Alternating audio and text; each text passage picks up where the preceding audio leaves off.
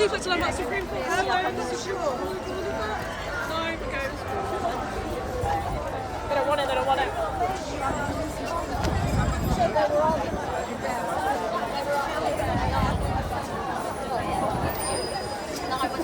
So wide like that.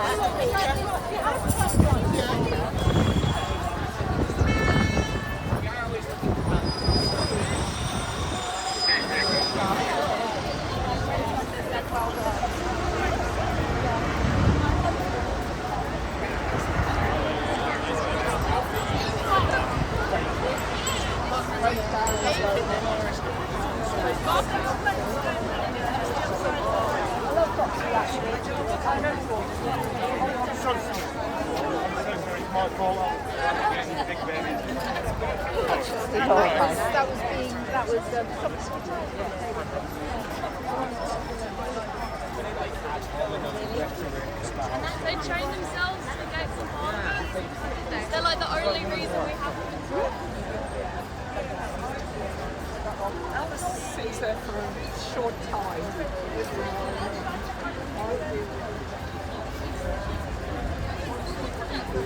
TikTok time is up! TikTok time is up! TikTok time is up! TikTok time is up! TikTok time is up! TikTok time is up! Women's rights! Women's rights! We were 1 month later, fighting for our rights. 2 months later, fighting for our rights. 2 months later, fighting for our rights. And until we get justice, we won't give up the fight. We were 2 months later, fighting for our rights. 6 months later, fighting for our rights. 6 months later, fighting for our rights. And until we get justice, we won't give up the fight. We were 6 months later, fighting for our rights. 1 year later, fighting for our rights. 1 year later, fighting for our rights.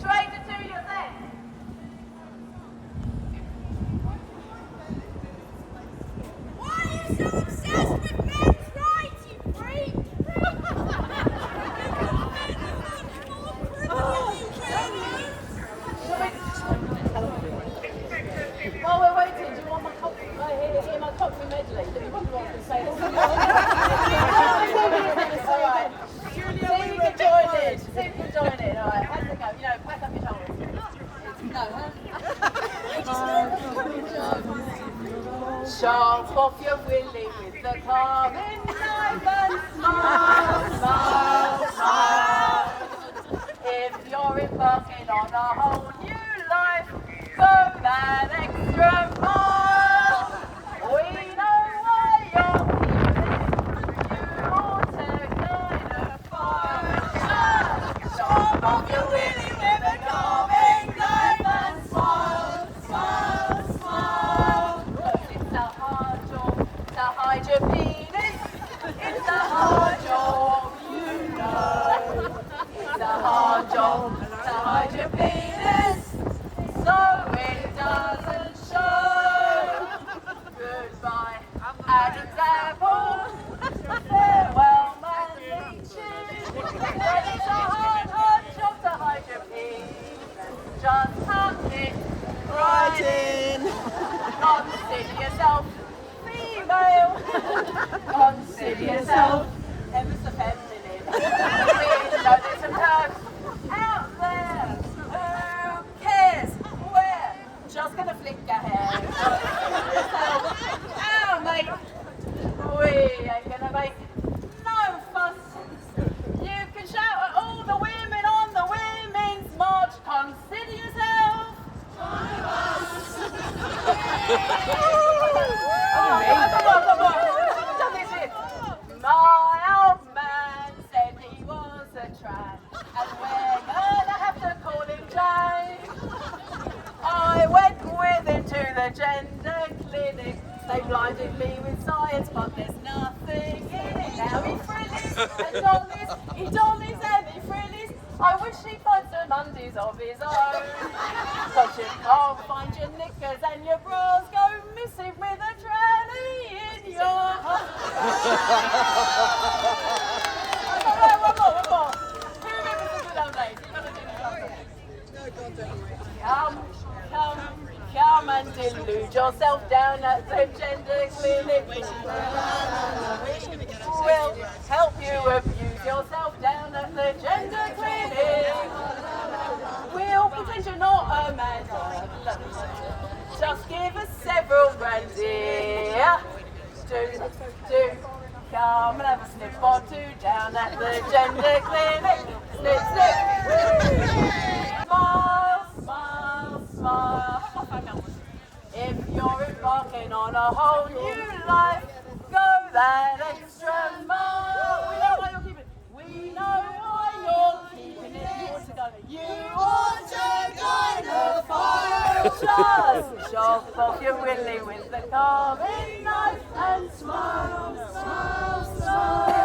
Cause it's a hard job to hide your penis. It's a hard job, you know. It's a hard job to hide your penis, so it doesn't show. Goodbye, Adam's apple.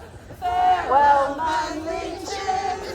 But it's a hard job to hide your penis, so tuck it right in.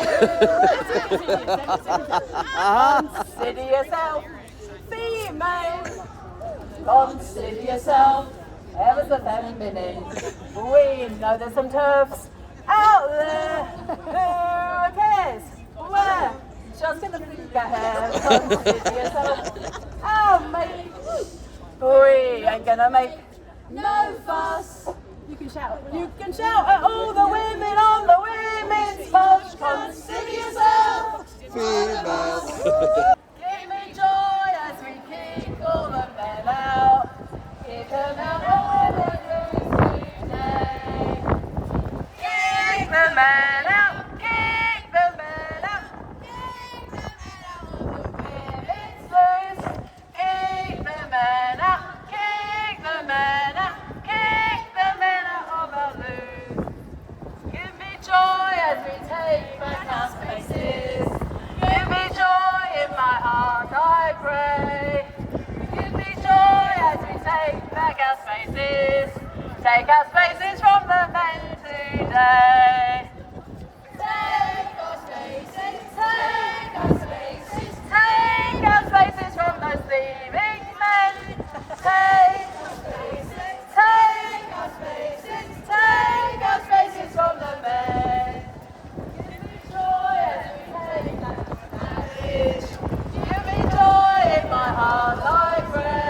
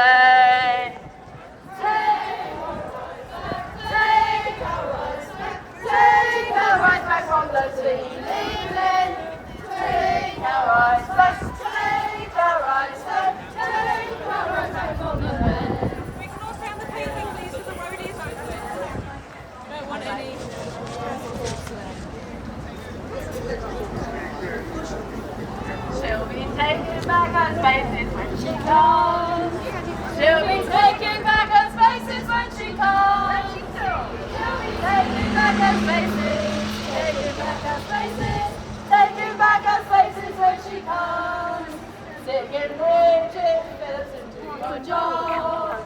Singing Bridget Benson, singing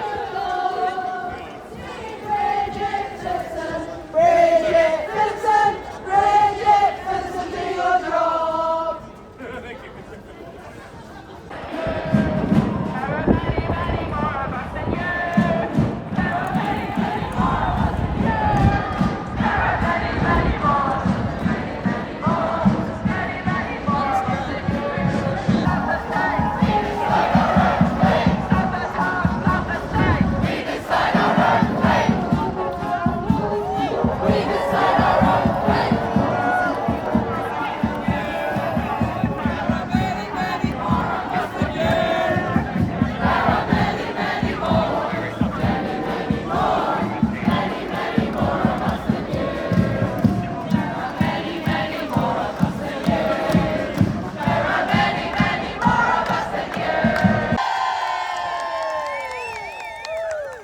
And good afternoon, also biological males. Good afternoon, everyone. What a fabulous day. The sun shines on the righteous. Well, it also shines on the less righteous. It isn't always bliss in this dawn to be alive, but looking at you all, to misquote a certain romantic poet, it is very heaven. Really, well done on turning out. Well done on all your beautiful singing. Well done on putting up with mine. And well done everyone for standing up when so few of us do, for taking a stance. I know that behind every single face here is a story of courage, of loss, of ostracism, of really being tested. And I feel we've got some fantastic speakers here, but I know that any single woman or man here could equally do a fantastic job of telling their story. So well done everyone.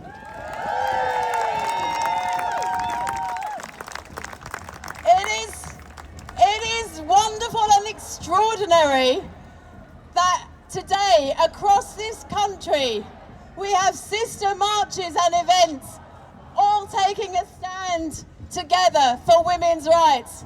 So let's have a cheer in Manchester, in Houghton-le-Spring, in Edinburgh, in Plymouth, in Cardiff, in Belfast, and across the sea in Berlin, in Dusseldorf, in Vienna, in Paris, and here in London. We are all standing together because this Thursday marks 1 year since the Supreme Court ruling when the highest court in our land unanimously agreed what is to the rest of us totally patently obvious, that when we say sex we mean biological sex, as if there's any other well, there is another kind, but we're not talking about and when we say woman we mean biological woman, because there is no other kind. And we can't start our speeches today without a moment of acknowledgement, thanks and gratitude for those absolute wonderful women of For Women Scotland. I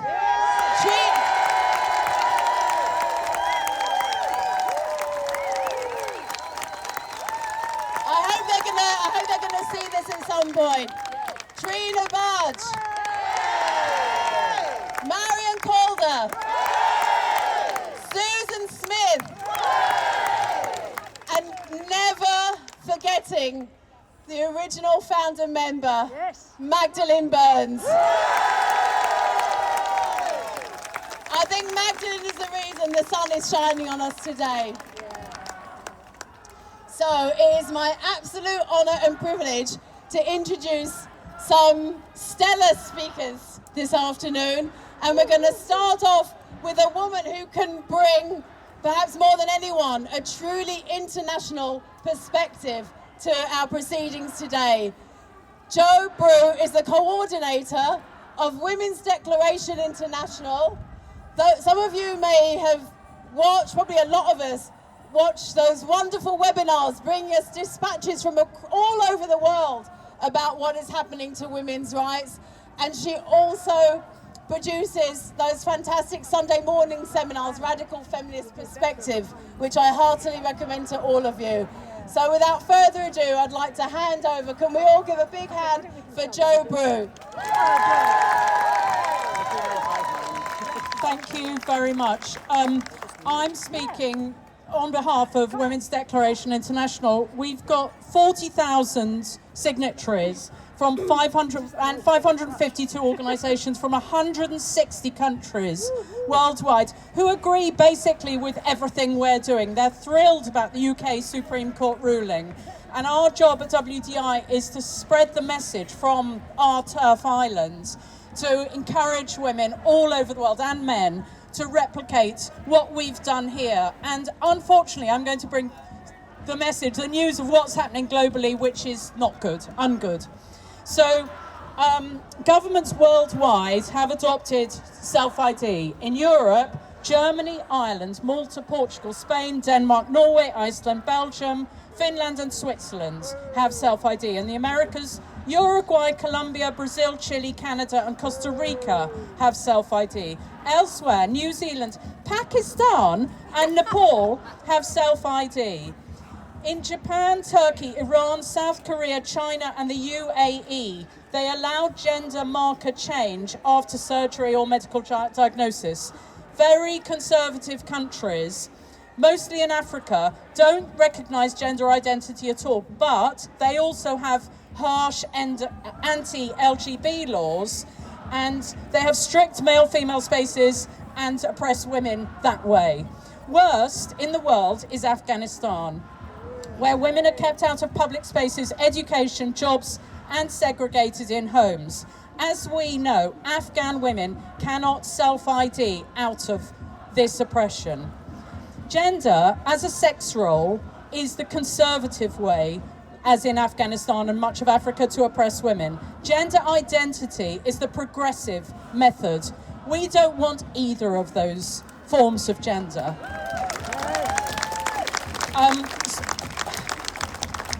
Supranational bodies and NGOs support self-ID. The European Union has put gender identity and self-ID without age restrictions at the centre of its new LGBTIQ plus equality strategy.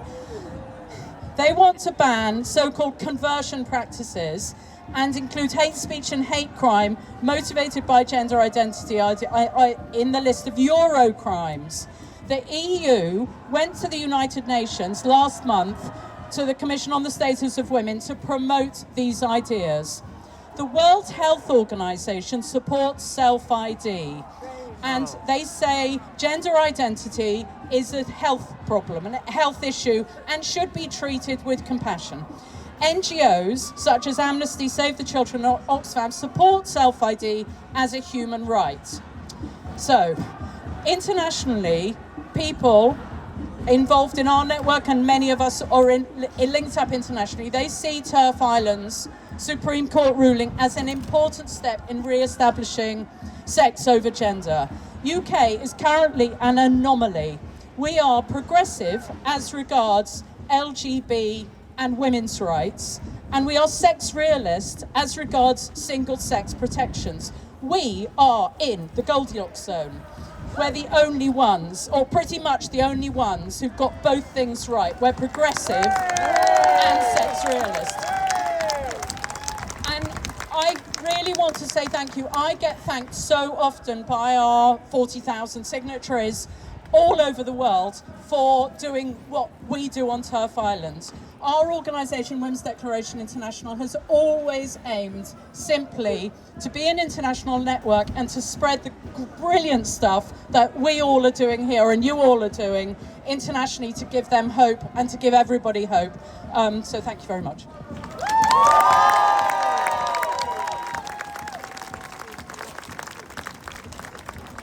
Brilliant. Thank you so much, Joe. Well, I know as women we sometimes feel a bit ignored by politicians, but I'm absolutely thrilled, gobsmacked and delighted to welcome our next speaker, Bridget Phillipson, Minister for Women and Equalities. Can we all hear it for Bridget? Just a minute, sorry. Bridget! Should we summon her?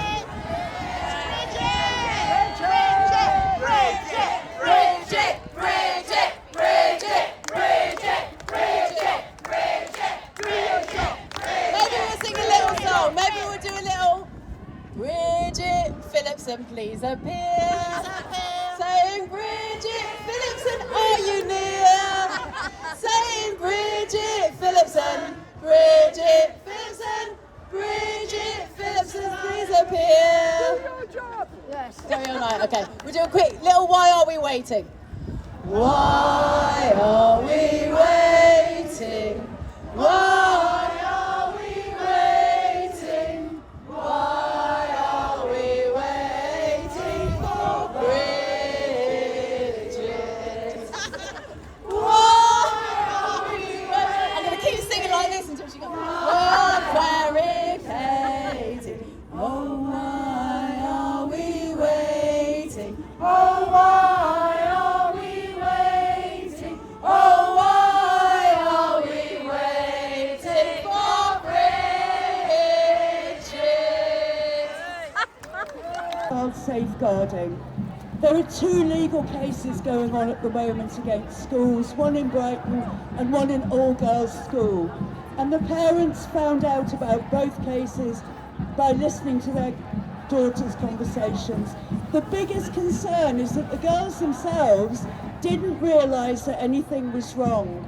They knew that the girls were really boys, but this is their new normal. It's all they know, and they don't understand that their rights are being breached and their boundaries violated.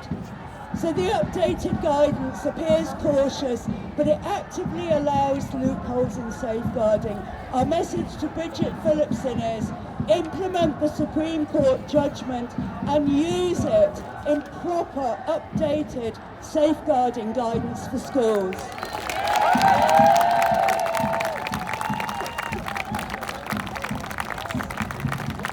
Thank you, Stephanie. Our next speaker is the founder of Evidence-Based Autism, which is the only organisation dedicated to promoting the safeguarding of autistic children identifying away from their sex.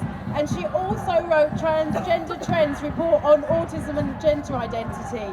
And she's going to be speaking about why it's so important for autistic women and girls to have access to single-sex spaces. Janie Galloway! Okay, as the politicians like to say, let me be clear.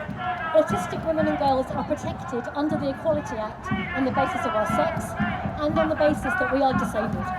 And the Supreme Court, thanks to Women in Scotland, made clear that that means females. And this is why it matters. 90%, 9-0, of autistic women have experienced sexual assault or rape. Yet this Labour government refuses to give us the single-sex spaces and shelters that we need to recover. 70% of autistic women have experienced domestic violence. Yet this Labour government refuses to give us the single-sex domestic violence shelters that we need to recover. I don't know the number of autistic women in the female prison estate because the Ministry of Justice doesn't collect the data, but it's estimated to be up to as many as 11%. Autistic women in prison are incredibly vulnerable to exploitation, intimidation, and suffering with extreme anxiety. Yet this Labour government and the government in Scotland refuse to give us the single-sex prisons that we need to serve our time. Autistic women, up to 32% of us are hospitalised under the Mental Health Act for an average of 5 years by the time they are 25. I'll give you an example. Littlebrook Hospital in Dartford have been reported for placing patients, mostly young autistic women, in mixed-sex or male wards where they are assaulted by patients and staff. Over a 3-year period, there were 24 rapes and 18 sexual assaults. Yet this Labour government refuses to give us the single-sex wards that we need to recover. 64% of autistic women have additional disabilities, chronic illnesses, or are learning disabled. Yet this Labour government refuses to allow us a guarantee of single-sex carers when we are at our most vulnerable. Sport is vital for autistic women to find peer groups and acceptance.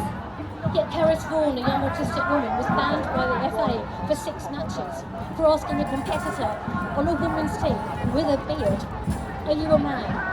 And yet this Labour government refuses to mandate the law that will let us play single-sex sports safely. The government are bringing in SEND reforms that will further damage the life chances of autistic girls, while continuing to allow schools to have mixed-sex toilets and changing areas, putting our girls at risk and allowing them to continue to try and escape the fate that awaits them by telling the world that they are boys. In the last year, the government have told us we don't need EHCPs, we don't need employment support allowance, we don't need PIP, and we're all overdiagnosed anyway. So Keir Starmer, Bridget Phillipson, Wes Streeting, you are breaching our rights as disabled women, and you are hiding behind the metaphorical skirts of the EHRC as if this somehow magically changes the law. But here's the thing, it doesn't matter what you think, it doesn't matter what you believe.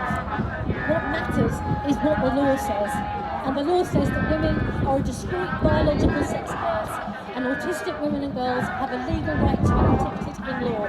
So do your jobs and mandate the Supreme Court ruling now.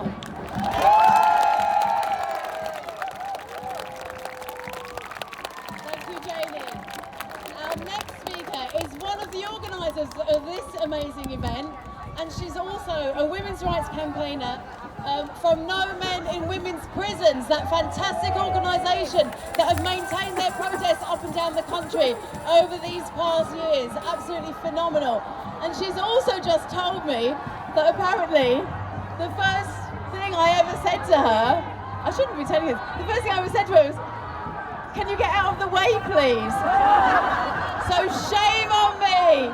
Should be the other way round. I'll stand aside for the one and only Judith Wright.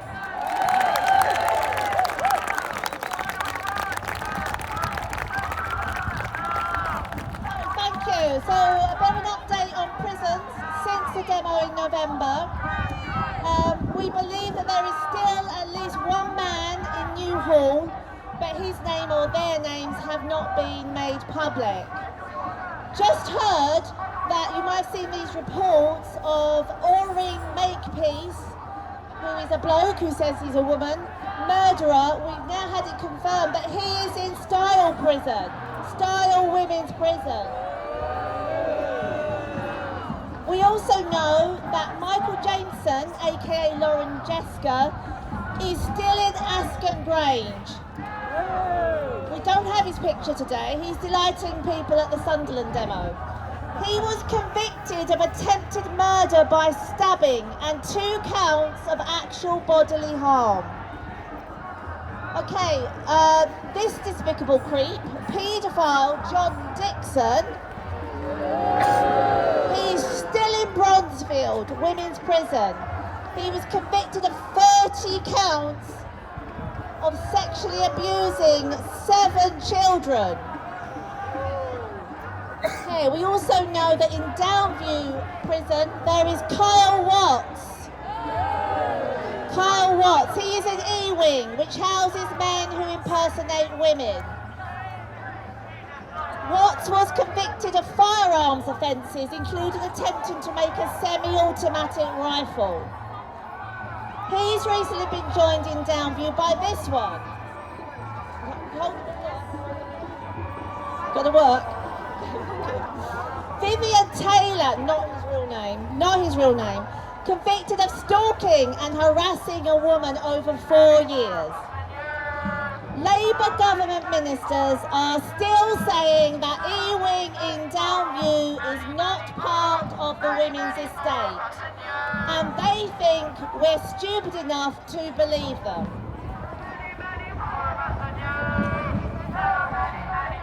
We know that it is all run, this is Downview, as one prison, and that the men mix with women. At the last count, there were 7 men in Ewing. We only know the names of Taylor and Watts. The public are entitled to know the names of all the men who are in all women's prisons and where they all are. We need to know why the government inflicts this horrendous punishment on women prisoners and when all these men will be moved out of the women's estate. For more details, can you please follow us on X at NoMNW Prisons? And just a call out as well to Rebecca Paul MP, she's worth following on this issue because she's done a lot of really sterling work. Please ask your own MP to raise urgent questions with government ministers. Okay, you can try. Any bloke who wants to go into a women's prison is telling you in no uncertain terms that he is a danger to women. We couldn't care less if these men are considered special and vulnerable. Our message to the government is clear. Deal with them and all their problems in men's prisons. Keep prisons single sex.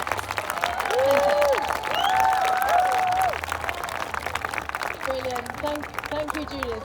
And next up, I'm absolutely delighted to welcome one of the splendid young women who this year co-founded the Cambridge University Society of Women.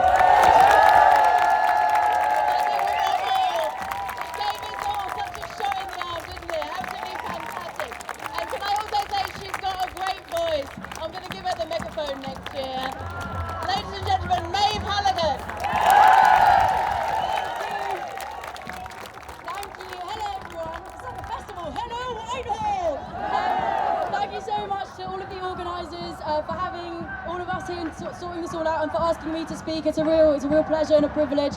Could try and shout over those crazies over there.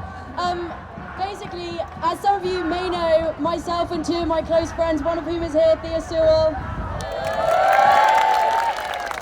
and our third co-founder, Serena Worley, decided to set up, which to my knowledge is still the only society at a UK university that is openly and proudly single-sex and deals with women's issues and causes. Thank you. We worked together and we couldn't have done it without one another, but there were so many forces acting against us, not least the university itself, especially the student union, but more disappointingly, the student body. And within that, and I hate to have to say this, the majority of our main haters, if you like, were young women themselves. It's extremely disappointing, and I don't want to have to stand here and condemn my peers, but the unfortunate reality of the matter is that this ideology is most likely in many senses to capture the minds of young women because it preys on empathy, it preys on a misguided kindness, and unfortunately, at the worst possible stage, it preys on those women's difficulty accepting their own body, and they decide to present as men. This is an outrage, and I cannot believe that my peers are the ones that are also attacking and challenging the society of women.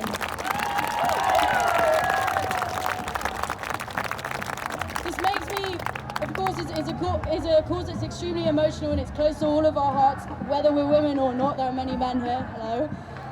But the fact of the matter is that being a gender-critical young woman is extremely difficult because people who look like you, people of your age, other women who, may used to have been your friend, are condemning you for saying something that, for many women is simply a fact of common sense.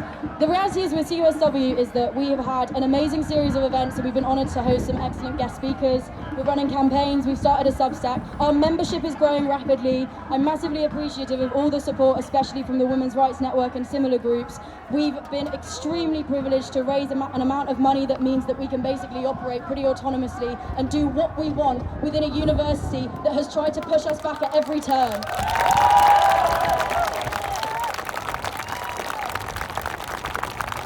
Of course, this isn't just a question of women's rights, it's also a question of free speech, which for a long time now has been under attack at UK universities.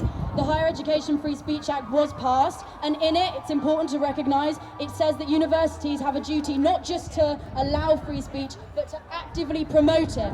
And the unfortunate thing is that CUSW is living proof of the fact that universities are failing, and they are especially failing young women. I mean, I'm extremely optimistic about the future of this movement, and I'm not going to apologise on behalf of young women, but I do recognise that up until now, there has been some really, really disappointing behaviour from young women, and all I ask, I'll end on this, is that you do not give up on us. Keep talking to your daughters, your nieces, keep teaching, talk to every young woman that you know.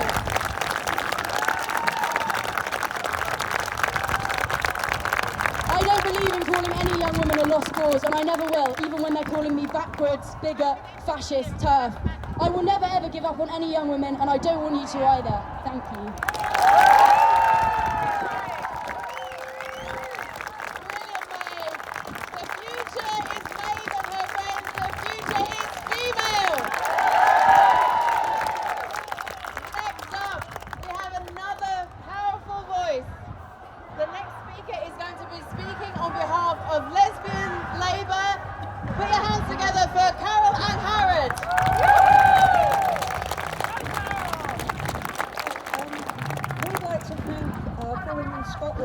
But we also want to thank the lesbian interveners for their submission to the Supreme Court, which was rightly important to us lesbians and must not be forgotten or ignored. Lesbian Labour were assisting the Supreme Court interveners at the beginning by providing evidence of lesbian lives and examples of the loss of our culture and community by interviewing lesbians from across the UK. We were clear that lesbians were same-sex attracted females like ourselves, and over the last 2 decades our right to meet together as lesbians has often been denied. Some of us were outside the Supreme Court on the 16th of April last year and celebrated the judgment that clarified a biological woman was real in fact and law. The redefining of the word lesbians to mean a same-sex female and with rights of association. We never anticipated the attempts by so many public services and other institutions to either deny the judgment altogether or to say they couldn't implement it without guidance. Nor did we anticipate the government itself would want to dissect the judgment of the highest court in the land, and yet here we are, nearly a year later, with lesbians still denied their own spaces, often funding from the public purse because we've been excluded from the misuse of the criteria of inclusion. We have been exasperated with one delay after another by the Minister for Women and Equalities, which has allowed so many public services and institutions to break the law by ignoring the judgment. The fact that this is a Labour government is shameful to us. We have written to Bridget Phillipson numerous times, as we have to the other ministers in the Women and Equalities team. We met Baroness Jackie Smith to tell her in person that women were waiting for this government to uphold the law and publish the guidance without delay. We have met MPs and peers, and like the rest of you, written to our MPs and turned up at their surgeries. What will it take for more of them to speak out? Finally, I'd say, as Emily Pankhurst said back in 1903, what matters is deeds, not words. And that is exactly what lesbians need urgently, the upholding of our rights in fact and in law, because currently it feels like we won nothing last year and our rights are still eroded and our lives erased. Thank you.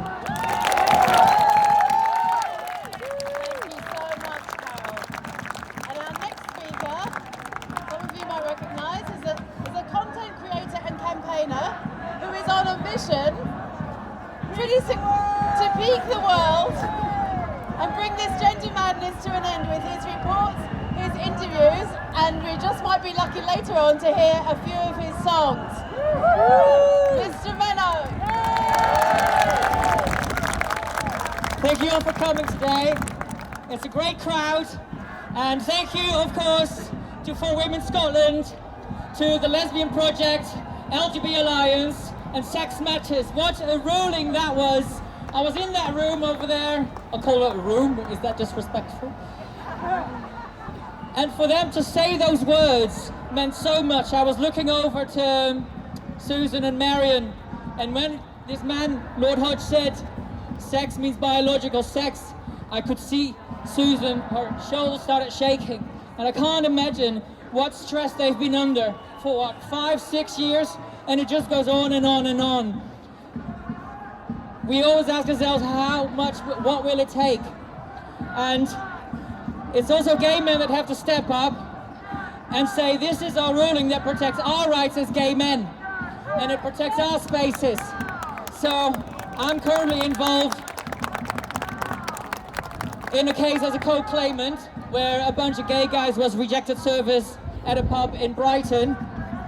But you know what? I don't even think that those people that we're sort of up against don't understand the law.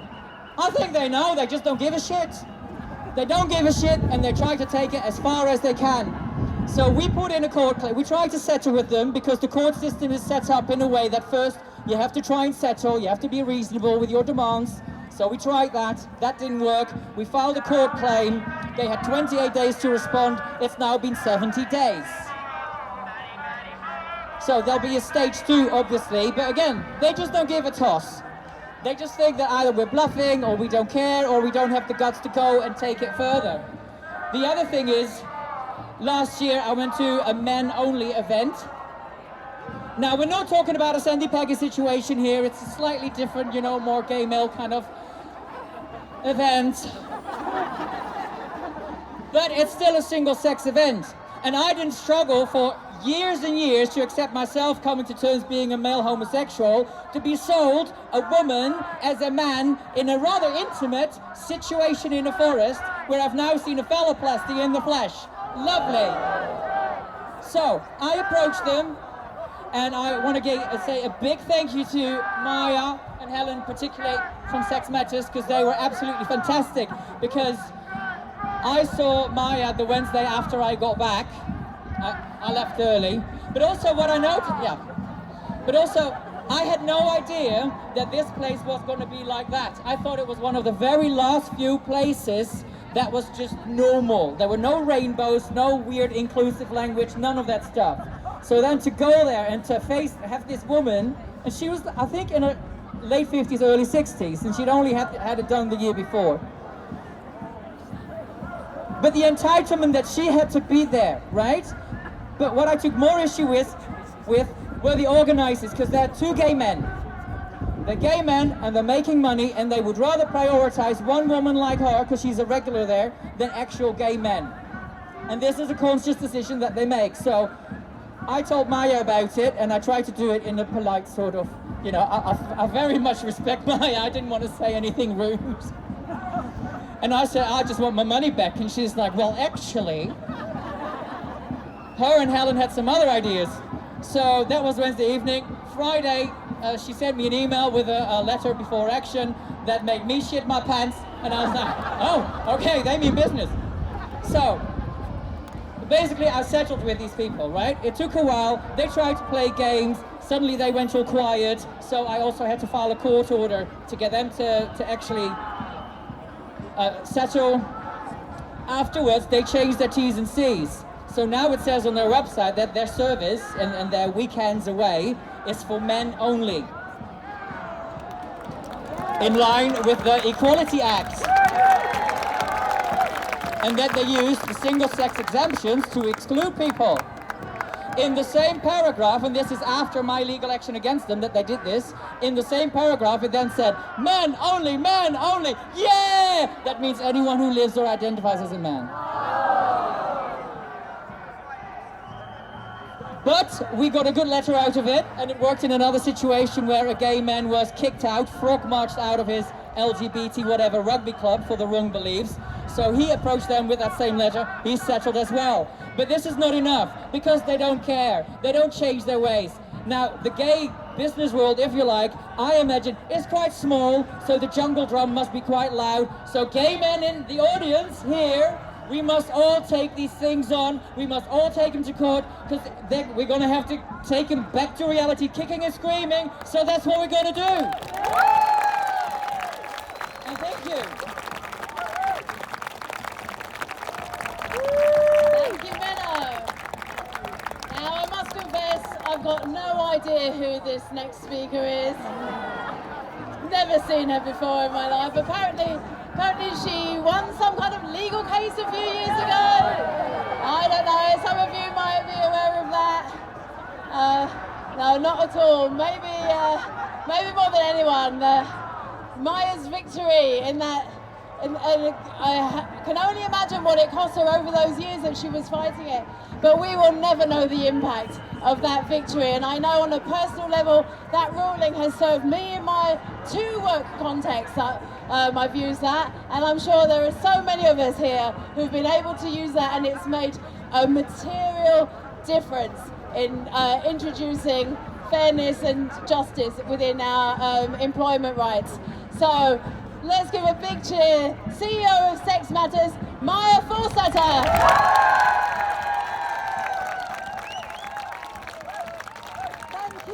Thank you, Julia. So, I'm going to read out a letter. This letter is being read out right now in Edinburgh, in Manchester, in Cardiff, in Belfast, and in Sunderland. It's a letter that we sent to Keir Starmer this week from For Women Scotland, from Sex Matters, from the Lesbian Interveners, and from about 25 other different groups. We sent Keir Starmer this. This is a little booklet we're publishing. It's going to go to every MP and every working peer, and it tells the stories of the harm that is being done to women because the government is not acting following the Supreme Court judgment. So I'm just going to read out the letter.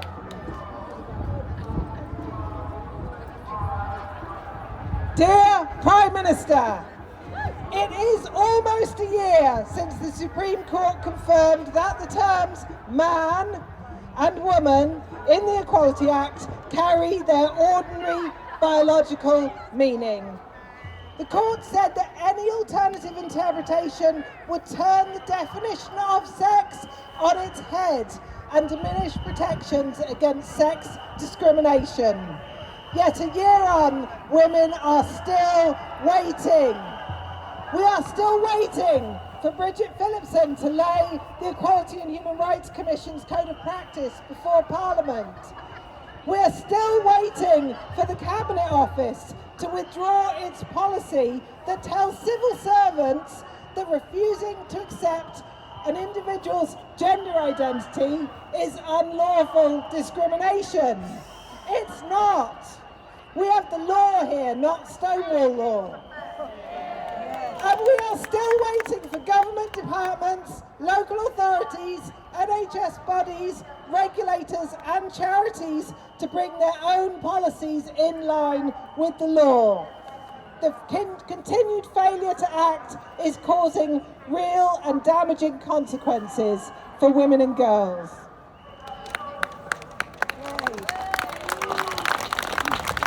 Public servants are being labelled transphobic just for doing their job. NHS staff like Sandy Peggy and like the Darlington nurses are denied basic standards of dignity and safety at work. Ordinary women like Miranda Newsom from Southwark, who's here, are denied single-sex services from gym changing rooms to rape crisis counselling. Girls are missing opportunities to participate in single-sex activities like the boxing training that the King's Trust charity shamefully cancelled rather than following the law and keeping it single-sex. As we heard, women in prison continue to face the presence of male prisoners in the female estate and in probation hostels. And lesbians continue to face exclusion from venues, associations and charities because they don't think men can be lesbians. I'm really pleased to be shouting this out in Whitehall today. Civil servants are required by the Nolan Principles to act with objectivity. This means acting with impartiality and following the evidence. But it says, in the words of the Nolan Principles, without bias and discrimination, which is right. But the word discrimination has been misunderstood across government, and so it has corrupted government decision-making up and down this street. Public authorities and regulators are exposing themselves to legal liability, and we will make sure that that legal liability comes. And they are creating uncertainty for employers, for service providers and the public. The lack of clarity is harmful for everyone, but most especially for women and girls. But it's also harmful for people who identify as transgender, because they think they have rights which they do not have.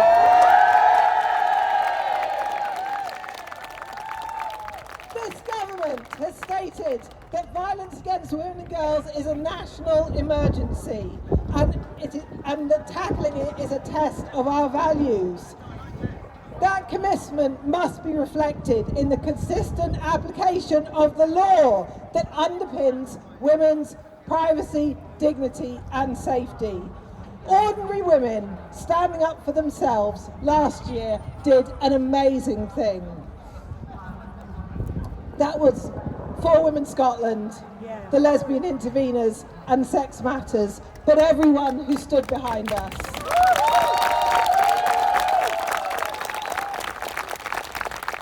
We all want back clarity about the law, but now this government must act with leadership. It must act now. So what we've asked in the letter is for Bridget Phillipson to produce the guidance. And Keir Starmer to tell civil servants to follow the law. Because women won't wait. Yours sincerely.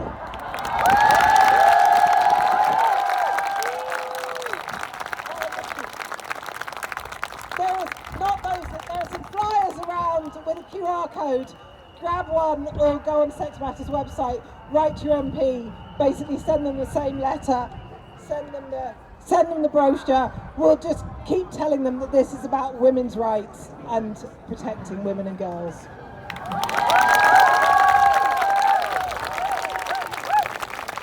Thank you, Maya. Brilliant. So our next extraordinarily impressive speaker was the skipper of the first all-female crew to sail around the world. Really, we are not worthy. And along with the wonderful Sharon Davis, is the co-founder of the Women's Sports Union. Ladies and gentlemen, Tracy Edwards.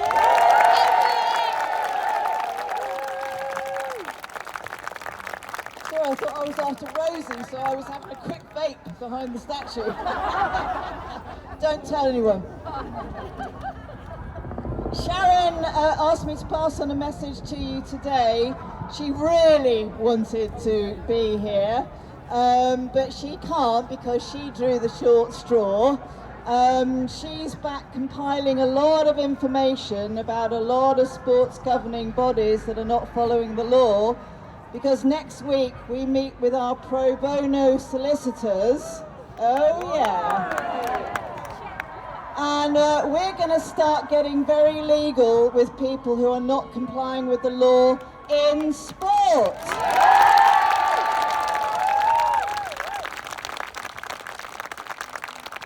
So after my message from Sharon, I find myself sandwiched between my heroines of the fight, the women's fight for equality again, after 100 years after thinking we'd won it the first time. I find myself sandwiched between my heroines and the pub. I think you're all waiting to go to the pub, so I will be very quick.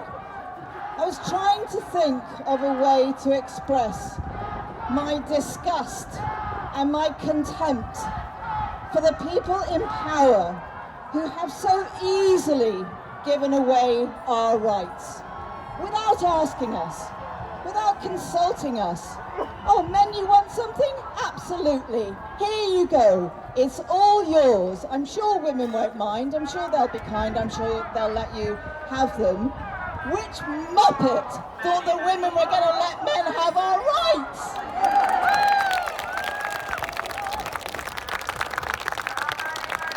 I understand misogynistic males. I understand the guys over there shouting because, you know, it gives them a good excuse to attack women. I get that. I understand it. It's easy to understand.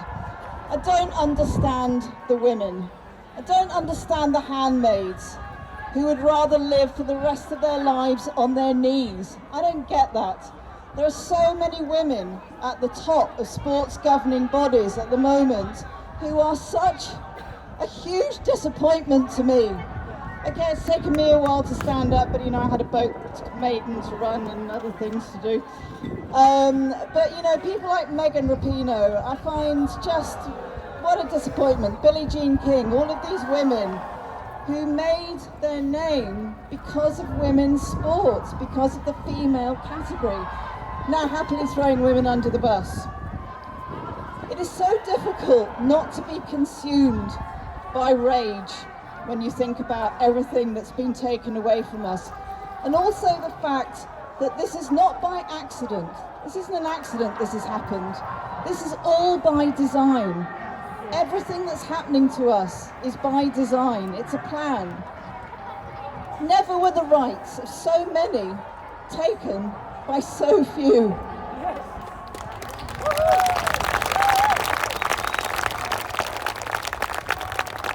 We all said at the beginning of this ridiculous fight that sport would be the thing, the first domino that would fall, and we were right.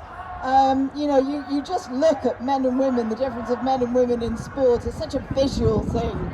You look at the power and the strength of the men, the size differences. You know, it's easy to see the comparison. So we knew sport would be probably the first thing that fell, and so it is.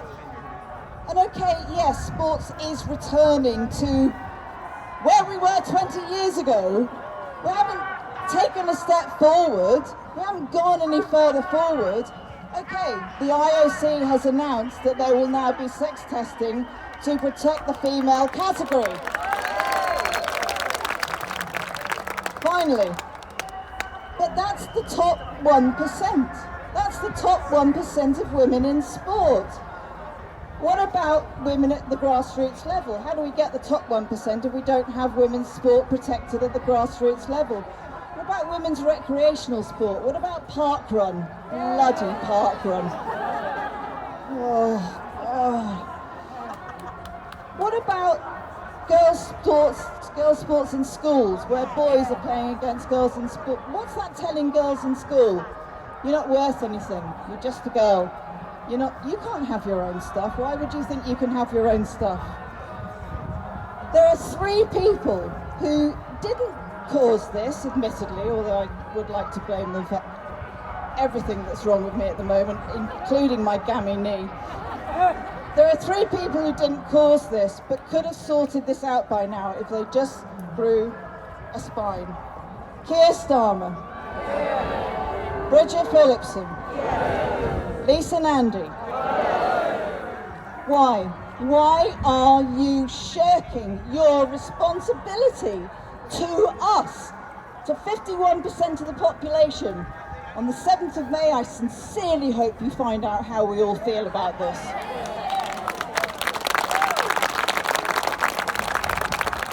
But we have 3 better people on our side.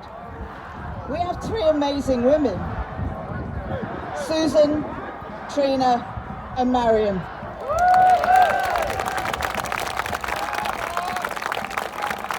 Three women who are worth more than the entire cabinet from what I can see at the moment. They took the fight to the top with Sex Matters and lesbian interveners, and they have given us the legal tools that we need for the next part of the fight. And my final word is for mainstream media. Please, please, for the love of sanity, please start getting your facts right. We forgive the fact you didn't know before, but now you must know. So stop, headlines like trans women banned from the Olympics, men banned from the women's category. It's not hard.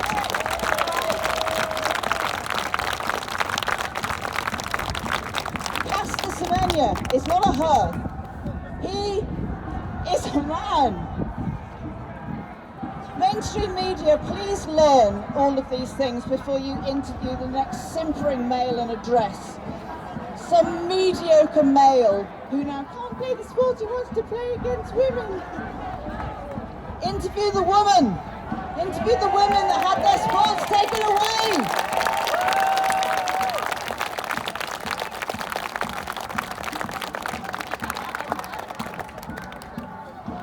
I can't remember the last time I had a conversation with a normie. You know normies? Those people that have not a clue what's going on. Sorry, dry mouth. I don't have a hangover, I promise you. That didn't agree with me, because when you tell them, they say, oh, isn't it awful that a trans woman's been banned from sport? No, men. Oh, but isn't trans woman a type of woman? No, no. We've got to start getting the language right. And finally, I promise we're nearly in the pub, I promise you. From Sharon and myself to all the sports governing bodies, to Active UK, UK Sport and Parkrun, we are coming for you.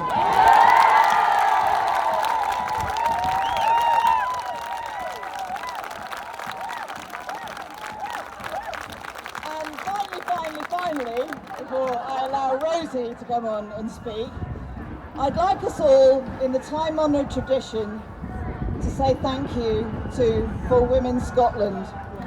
3 cheers. Hip hip! Hooray! Hip hip! Hooray! Hip hip! Hooray! Onwards!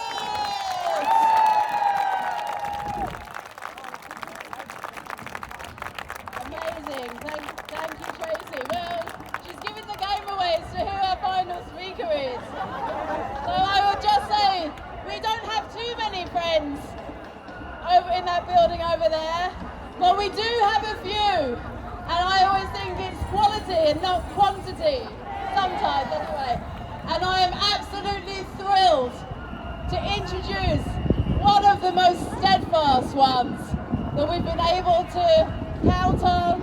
And she's showing that today by turning up here to speak to all of us, the Independent MP for Canterbury, Rosie Duffield.